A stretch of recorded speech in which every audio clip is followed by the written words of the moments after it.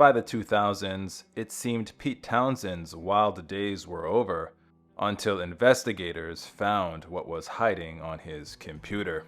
Pete Townshend smashed more than guitars. He shattered personal relationships, the rock and roll rulebook, and even his own sanity. The mastermind behind The Who's iconic sound, Townshend lived a life of wild affairs, substances, chaos, spiritual quests, and inner demons. Buckle up. This rock legend's life was as explosive offstage as it was onstage. Townshend entered the world on May 19, 1945, in World War II ravaged West London, a fitting birthplace for a man who would make destruction his signature. His parents were glamorous professional musicians. Cliff played sax, and Betty sang with orchestras. While his parents toured and partied, young Pete was left to wander the wreckage of post-Blitz London. Parks were gone, and while playing in the rubble, he would often come across bits of bodies and bones. When Mom and Dad were home, things didn't get better. They drank heavily, fought, and barely noticed him. Pete didn't know it yet, but his real nightmare was around the corner. Townshend's parents didn't stick out for his sake. Betty's affairs likely had something to do with it. They split up when he was just a toddler, and then things took a twisted turn. Instead of staying with either parent, they sent little Pete to live with his maternal grandmother, who just happened to be spiraling from a breakup with her rich lover. Pete's time with his unhinged grandmother was pure nightmare fuel. And let's be real, something like that sticks. Decades later, those buried memories would resurface in his groundbreaking 1969 rock opera Tommy. The wild part? He didn't even realize it until years later. After 2 brutal years with his unstable grandmother, Pete finally got a taste of normalcy. His parents reconciled, brought him home, and even took him on sunny seaside vacations. Sure, he didn't have many friends, but life was looking up. In the summer of 1956, 11-year-old Pete saw the musical film Rock Around the Clock and fell in love with rock and roll. For Christmas that year, he got his first guitar. Pete's awkward teen years were rough, and not just because of cruel kids at school. His own parents took jabs at his prominent nose. His dad, especially after a few drinks, would shrug, "Looks aren't everything." And his glamorous mom? Nope, no comfort there. As Pete put it, "How they spawned me, I'll never know." With no one in his corner, Pete turned inward and toward the guitar. Townshend played the guitar like it was his only way out. Because, well, it was. He started a jazz band with his schoolmate John Entwistle. But the real magic happened in 1961 when they linked up with Roger Daltrey in a scrappy little band called the Detours. Thanks to some serious family connections, Townshend's mom scored them a manager, and his dad helped record Pete's very first song, It Was You. They were off to the races. One little hiccup here. In 1964, they realized another band already had their name. Townshend's roommate came up with The Who, and it stuck. They now had the name, the drive, and the swagger, but they were missing a couple of last puzzle pieces. There was no HR in those days, and no regrets for Townshend. When a record executive claimed he rejected The Who because their drummer was too old, the rest of the band took matters into their own hands. Drummer Doug Sandom was out, fired for being in his 30s while the rest of the band were still teens. Enter Keith Moon. He didn't join The Who, he blasted into it like a firework in a drum kit. Keith Moon didn't audition, he stormed the gates. One night, a ginger vision burst into a Who gig, decked out in head-to-toe orange and begging for a chance. Then he sat down and played so hard that he destroyed the drum kit. Townshend didn't need convincing. Moon wasn't just a drummer, he was a chaos machine. With him on board, The Who's explosion was imminent. Swapping out the old drummer for Looney Moon lit a fire under The Who, but one chaotic night in 1964 really set things ablaze. While playing a gig at North London's cramped Railway Hotel, Pete accidentally slammed his guitar into the ceiling. Instead of backing down, he doubled down and smashed the instrument to splinters in front of a stunned crowd of teenagers. They went wild. And just like that, destruction became part of the act. Townshend wasn't some overlooked kid anymore. He was a rock god with a weapon. The Who's buzz was building fast, and by 1965, they had a record deal and 2 hit singles. But it was their 3rd single, My Generation, that became the song.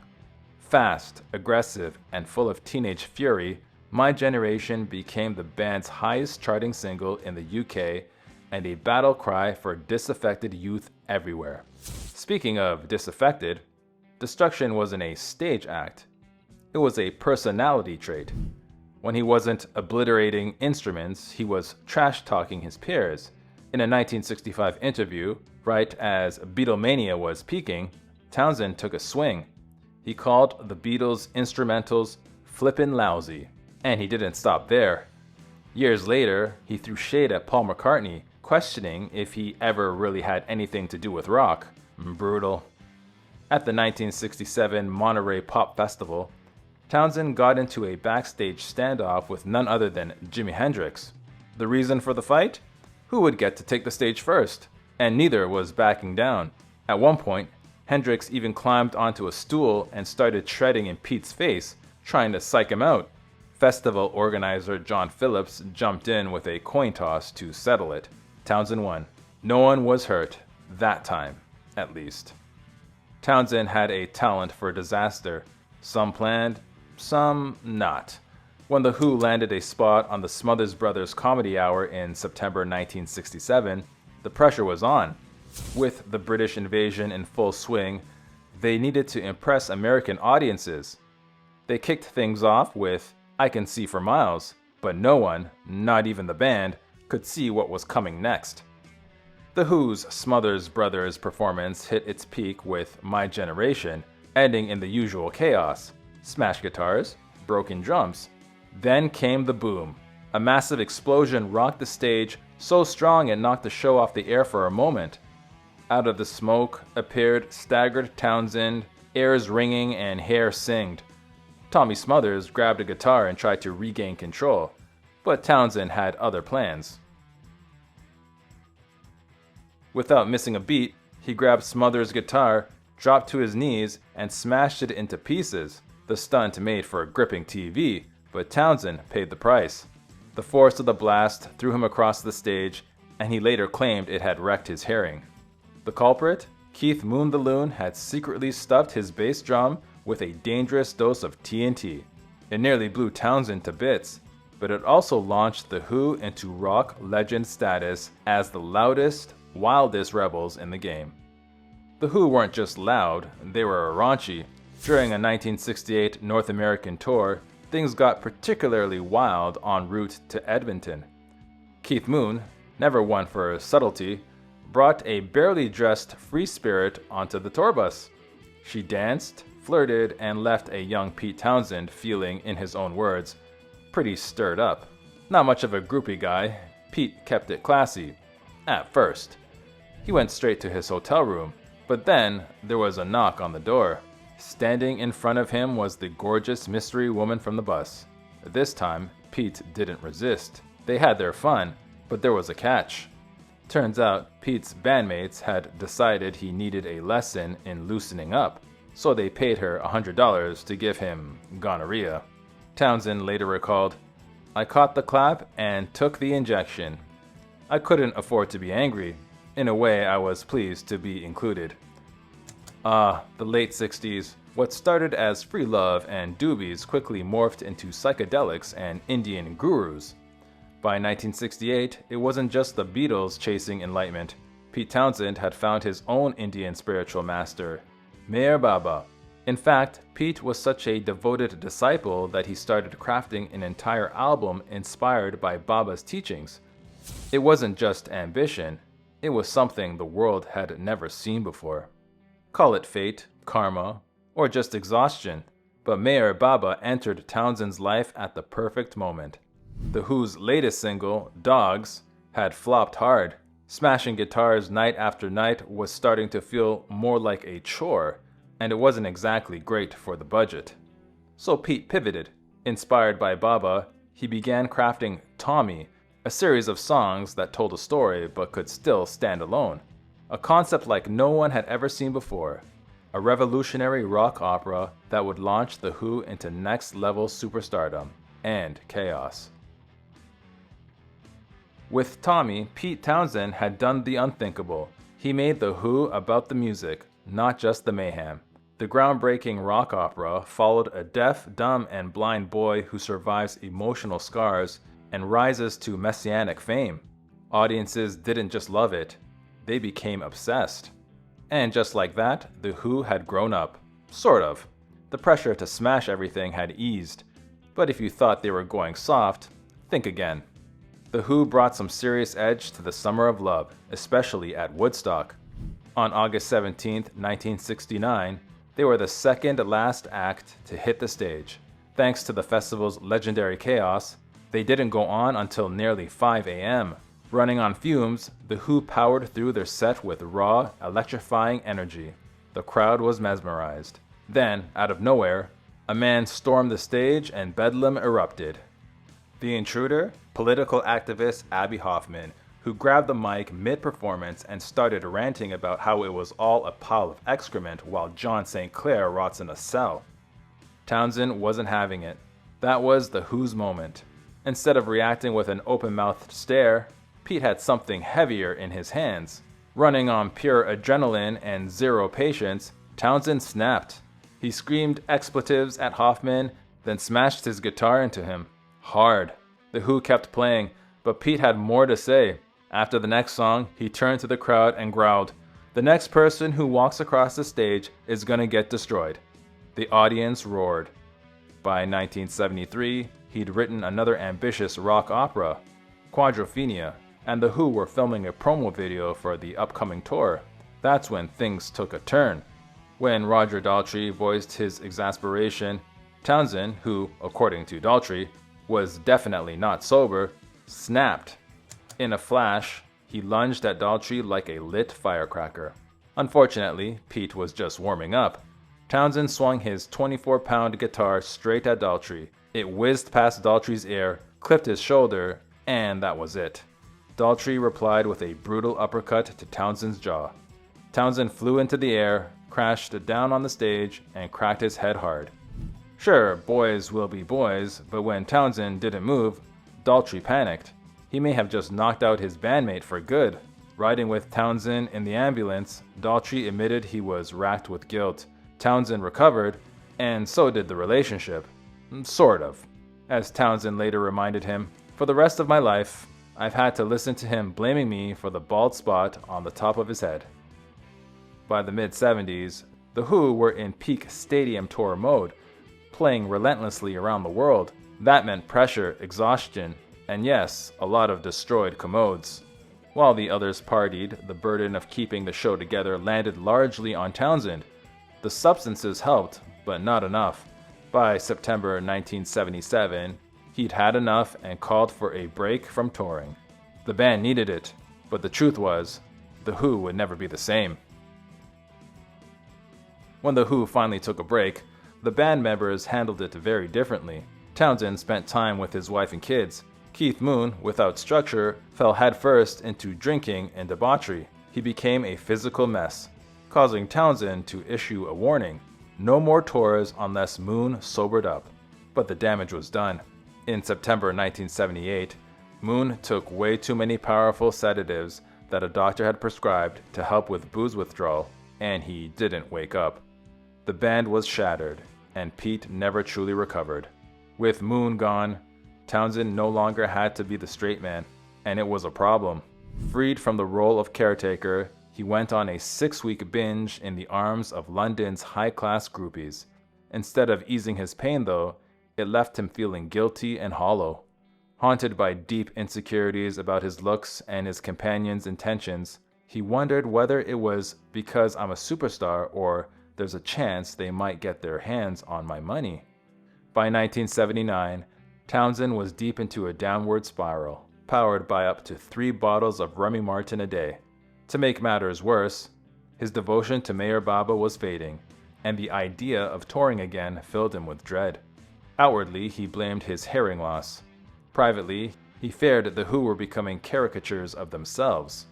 His bandmates, however, didn't see it that way, and things were getting tense.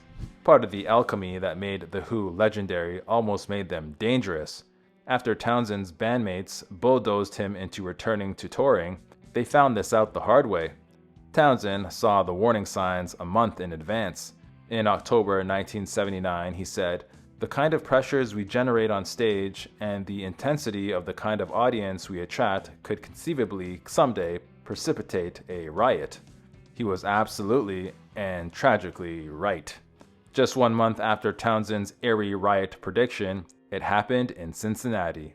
Thousands of fans, desperate to get a good spot in the general admission seating, surged forward in a frantic stampede when they heard the sound check. But not all of the doors were open yet, and the crowd turned into a crushing wave. Cincinnati was a nightmare come to life. Frenzied fans packed into a chaotic bottleneck, desperate to get through the few open doors. The surge was brutal. Bodies were crushed by the crowd.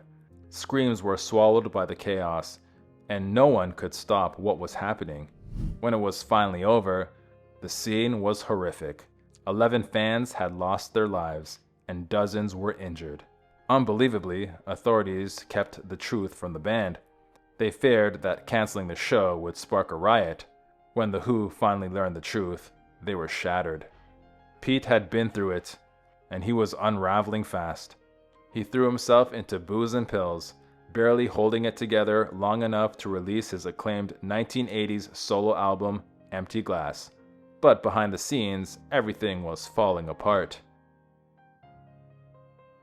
After his wife kicked him out, he spiraled hard. In 1981, he ended up in the hospital after accidentally ODing on some hard stuff given to him in the men's room of a club. Still undeterred, he went harder. Something had to give.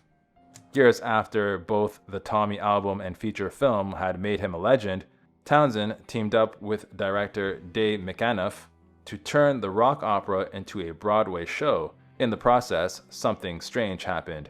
Townshend started seeing the story very differently. It was only then that he realized how much of himself, especially his painful childhood, had bled into the music. He hadn't just written Tommy, he had lived it. New century, new man? Not quite. In 2003, Townshend's name came up in an investigation into child abuse images. He claimed it was a misguided attempt at white knight syndrome, an attempt to understand incidents he'd experienced as a child and expose the industry. After a 4-month investigation, no illegal images were found. Still, he accepted a caution and the authorities put him on the register for 5 years. The hit to his reputation was devastating. More than once in his life, Townshend admitted he'd thought about ending it all. And it's not surprising. What stopped him? His 3 children, Emma, Aminta, and Joseph. When you have kids, he said, you are constantly reminded of your duty to live. His marriage to Karen Ashley ended in 1994, but he found love again with musician Rachel Fuller. The two secretly tied the knot in 2016.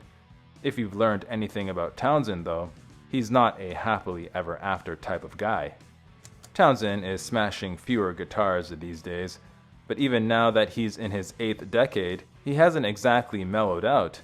In April 2025, The Who caused a kerfuffle after firing longtime drummer Zach Starkey, aka Ringo Starr's son. Instead of going on a curse-filled rant, Townshend handled it with surprising grace. Roger and I would like Zach to tighten up his drumming style. I take responsibility for the confusion. The Royal Albert Hall shows were tricky. I thought 4.5 weeks would be enough to recover from a complete knee replacement. Zach made a few mistakes and has apologized. Wow. Townshend never did get his iconic wish of, hope I die before I get old. Thankfully. These days, he's not windmilling until his fingers bleed, but he's still busy, working with multiple charities, giving fiery interviews, and dropping razor-sharp takes on the state of rock and roll. The Who may have announced their final tour, fittingly titled The Song Is Over, but Townshend isn't riding off into the sunset. He's revving the engine one last time, knee replacement and all.